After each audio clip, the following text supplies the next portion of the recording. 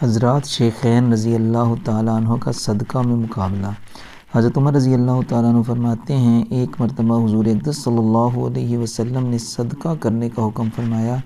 اتفاقاً اس زمانہ میں میرے پاس کچھ مال موجود تھا۔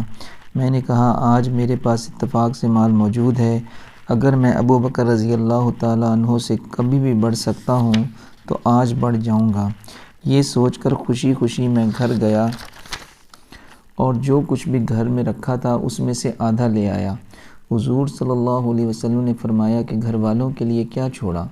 میں نے عرض کیا کہ چھوڑ آیا۔ حضور صلی اللہ علیہ وسلم نے فرمایا، آخر کیا چھوڑا؟ میں نے عرض کیا کہ آدھا چھوڑ آیا۔ اور حضرت ابو بکر صدیق رضی اللہ تعالیٰ عنہ جو کچھ رکھا تھا سب لے آئے۔ حضور صلی اللہ علیہ وسلم نے فرمایا، ابو بکر گھر والوں کے لیے کیا چھوڑا؟ انہوں نے فرمایا، ان کے لیے اللہ اور اس کے رسول صلی اللہ علیہ وسلم کو چھوڑ آیا، یعنی اللہ اور اس کے رسول پاک صلی اللہ علیہ وسلم کے نام کی برکت اور ان کی رضا اور خوشنودی کو چھوڑ آیا۔ حضرت عمر رضی اللہ تعالیٰ عنہ کہتے ہیں، میں نے کہا، حضرت ابو بکر رضی اللہ تعالیٰ عنہ سے کبھی نہیں بڑھ سکتا۔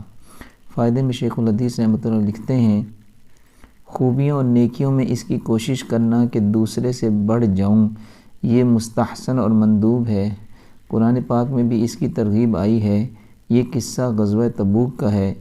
اس وقت میں حضور اکرم صلی اللہ علیہ وسلم نے چندہ کی خاص طور سے ترغیب فرمائی تھی اور صحابہ کرام رضی اللہ عنہم نے اپنے اپنے حوصلہ کے موافق بلکہ ہمت و وسعت سے زیادہ اعانتیں فرمائی، جن کا ذکر باب نمبر 2 کے قصہ نمبر 8 میں بھی مختصر طور پر گزرا ہے۔ اللہ تعالیٰ سے دعا ہے کہ ہم نے جو کچھ پڑھا اور سنا، اللہ تعالیٰ اپنی بارگاہ علی میں قبول و منظور فرمائے اور اس کے مطابق عمل کرنے کی اور دوسروں تک بھی اس کو پہنچانے کی توفیق عطا فرمائے۔ آمین ثم آمین۔ جزاکم اللہ خیرا۔